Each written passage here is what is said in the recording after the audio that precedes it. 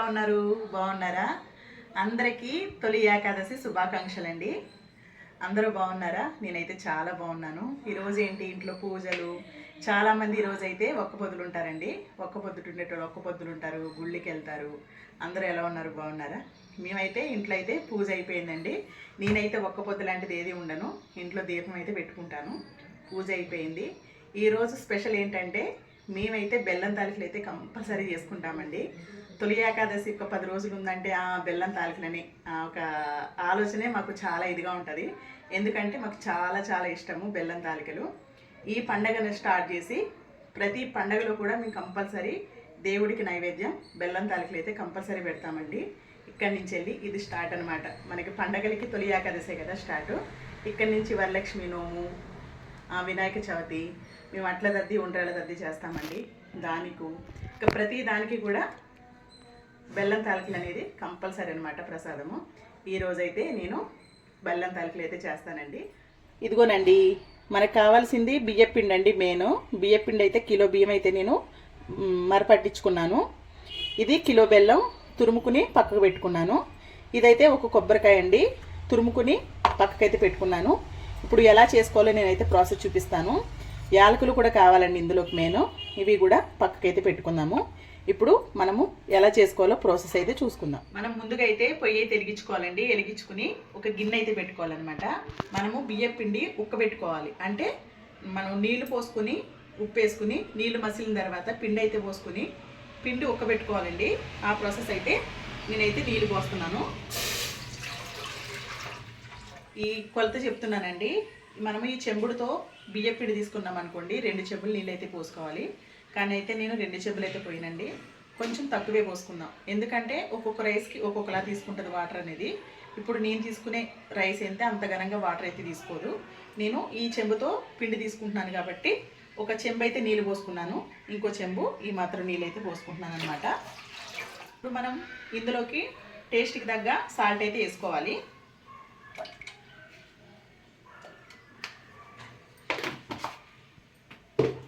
ఇప్పుడు మూత వేసేసుకుందామండి.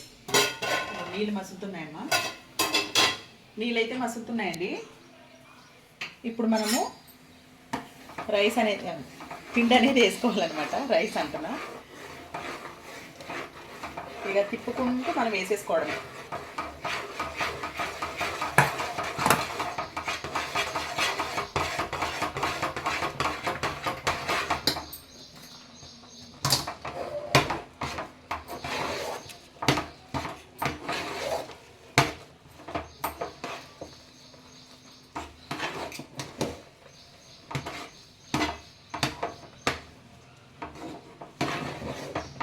ఇంతేనండి.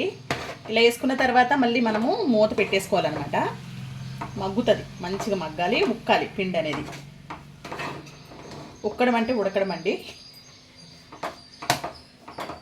పిండి మంచిగా ఉడకాలి. మూత అయితే పెట్టేసుకుందాము.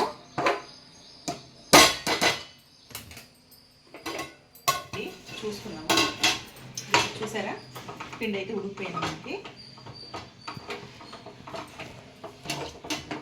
సేమ్ ఉప్మా లాగానండి, కాకపోతే మనము నీళ్ళు మంచిగా పోసుకోవాలన్నమాట. అడ్జస్ట్ చేసుకుని నీళ్ళు అయితే పోసుకోవాలి. ఓకేనా, స్టవ్ అయితే బంద్ చేస్తాను. ఇప్పుడు మిగిలిన ప్రాసెస్ అయితే మీకు చూపిస్తాను నేను.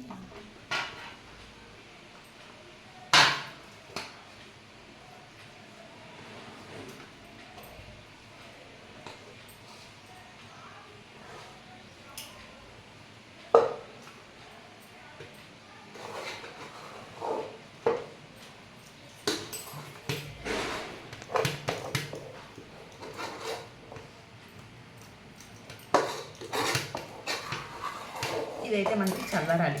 కాసేపు చల్లారితే చేసుకోవడానికి వీలుగా ఉంటుంది.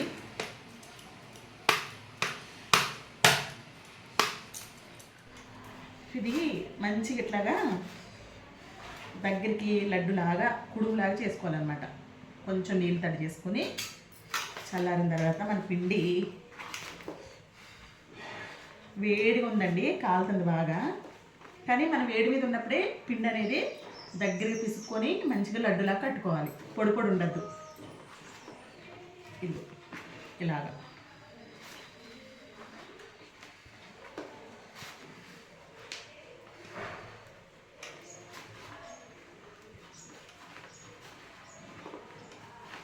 దేవుడికి ఉండ్రాలు చేస్తారు చూసారా, అలా అన్నమాట.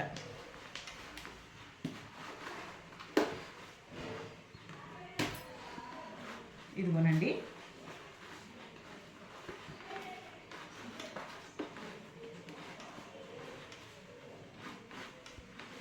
ఇప్పుడు బెల్లం తాలికలు చేయాలి. తాలికలు చేయడం ఒక్కటే లేటు. తాలికలు చేసామంటే చాలా ఈజీగా అయిపోద్ది. ఇది పిండి సరిగ్గా కొలతలతో చూసుకుని ఉక్కబెట్టుకోవాలి. అదొకటి తాలికలు చేసుకోవడం. పిండి కూడా ఉక్కబెట్టుకోవడం కుదరకపోతే హారిది అంటామండి మీరు. హారిది అంటే ఏమనుకుంటున్నారా? బెల్లం తాలికలని చాలామంది అంటారు. కొన్ని చోట్లయితే హారిది అంటారు. హారిది మేము కూడా హారిది అని పిలుస్తామన్నమాట.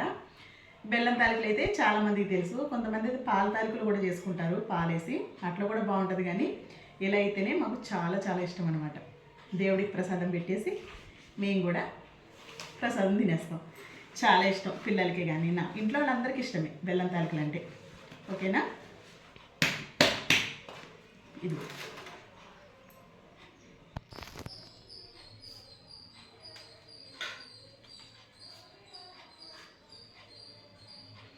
ఇవోనండి బెల్లం తాలికలు అంటే ఇవేనండి. మేము చిన్నప్పుడైతే ఇవి చేసేవాళ్ళం. మా అమ్మ ఇట్లా చేసి ఇచ్చేసేది. మా అన్నయ్య నేను కూర్చునేవాళ్ళం. పావులు అనేవాళ్ళం చిన్నప్పుడు. నేను చేస్తా పాములు అని. పాములు ఏంటి? పాములు అంటే మేము కొంచెం ఏజ్ వచ్చే వరకు కూడా పాములని అనేవాళ్ళం అండి. ఇది చేయడానికైతే తాలికలు అనేవాళ్ళం కాదు. పాములు చేస్తాం అనేవాళ్ళం అనమాట. చిన్నప్పుడు జ్ఞాపకాలు అయితే గుర్తుకొస్తున్నాయి ఇట్లా చేస్తుంటే.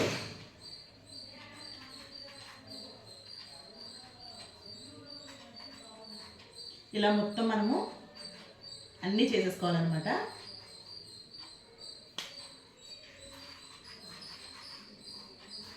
దగ్గర నుంచి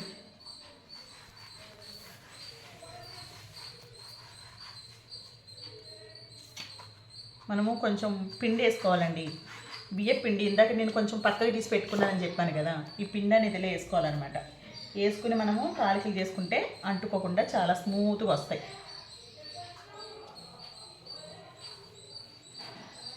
అన్నీ ఇదే విధంగా చేసుకున్న తర్వాత మీకైతే చూపిస్తాను నేను. ఓకేనండి. ఇగో బెల్లం తాలికలు అయితే రెడీ చేసేసుకున్నాను. ఈ విధంగా మనము తయారు చేసుకోవాలి. ఇప్పుడు మనము ఒక వెడల్పుగా ఖాళీగా ఉన్న బౌల్ అయితే తీసుకోవాలండి. ఇదైతే నేను తీసుకున్నాను. ఇది మందంగా ఉంటుంది, వెడల్పుగా ఉంటుంది అనమాట.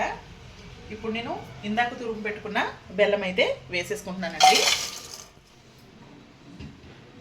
మేమైతే స్వీట్ ఎక్కువే తింటాం కాబట్టి నేనైతే బెల్లం అయితే వేసేసానండి. తీసుకున్న బెల్లం అంతా నేను వేసేసాను అనమాట.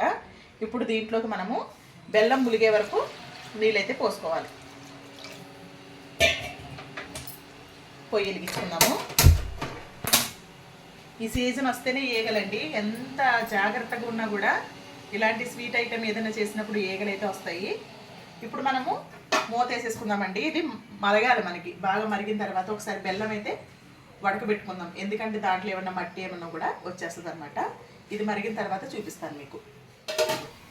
ఓకే అండి, మనకి బెల్లం అయితే కరిగిపోయింది. ఇప్పుడు మనము వడపోసేసుకుందాం.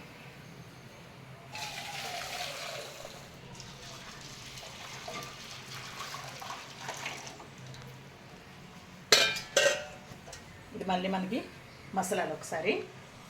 ఈలోగా మనము ఇలాచి పొడి కొట్టేసుకుందాం.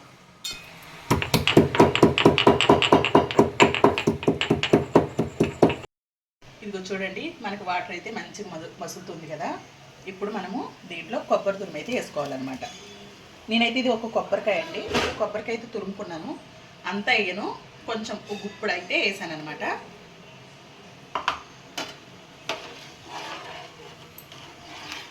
ఇలాచి పొడి ఇది కూడా వేసేసుకోవాలి. ఇప్పుడైతే మనము ఇవైతే వేసేసుకోవాలండి. బెల్లం తాలికలు బెల్లంలో పెడితే బెల్లం తాలికలు అవుతాయి అనమాట. ఈ తాలికల్ని కూడా నేను ఇంక బెల్లం తాలికలే అంటాను అనమాట. చూసారా?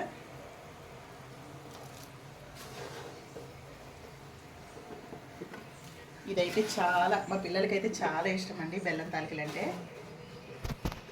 ఎప్పుడెప్పుడు రెడీ చేస్తానని చూస్తారనమాట. ఇది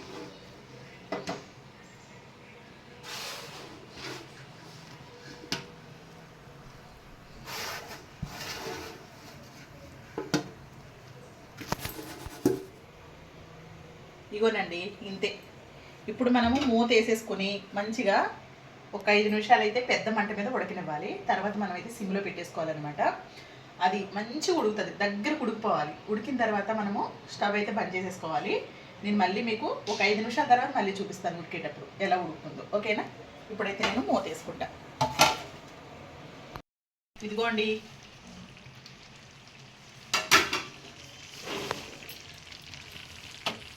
మనకైతే దగ్గర పడిపోయింది.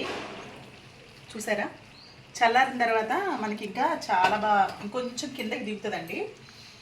ఉడికిపోయినట్టే. మీకు ఉడకడం ఎలా తెలుస్తుంది అంటే ఇది ఇలా ఉంది కదా, ఇట్లా పెట్టుకుని చూడండి, ఉడికిపోయినట్టే. మనకి అడుగుకి కొంచెము సిమ్లోనే ఉడికించుకున్నాం, మొత్తం పెద్ద మంట మీద కాదు. చిక్కగా అయిపోయింది, దగ్గరికి అయిపోయింది అనమాట. ఇది ఇప్పుడు స్టవ్ అయితే బంద్ చేస్తాను నేను. మనకి చల్లారిన తర్వాత దేవుడికి ప్రసాదం పెట్టేసుకున్న తర్వాత మీకైతే చూపిస్తానండి. సర్వ్ చేసినప్పుడు అయితే చూపిస్తాను. ఓకేనా మరి?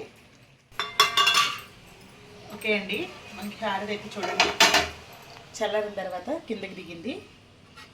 ఇప్పుడు దేవునికి ప్రసాదం అయితే పెట్టేసుకున్నాము. ఫస్ట్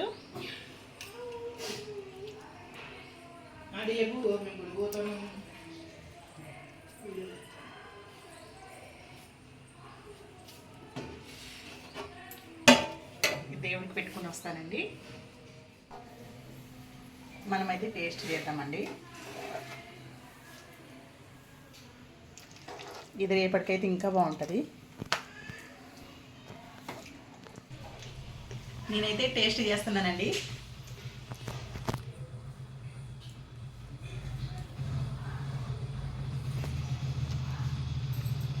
సూపర్ అండి.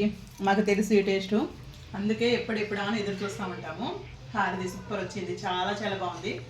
స్వీట్ కూడా కరెక్ట్గా సరిపోయింది. నేను చెప్పిన కొలతతో చేయండి, ఎంత పర్ఫెక్ట్ అయితే వస్తుంది మీకు కూడా. ఓకేనా? టేస్ట్ ఎలా ఉందో నేనైతే మీతో షేర్ చేస్తున్నాను కదా. ఇది కానీ టేస్ట్ మీ నచ్చినట్లయితే లైక్ చేసి, కొత్తగా ఎవరైనా చూస్తే నా ఛానల్ని సబ్స్క్రైబ్ చేసుకోండి. ఓకేనా మరి? నెక్స్ట్ వీడియోలో మళ్ళీ కలుసుకుందాం. అంతవరకు బాయ్ బాయ్.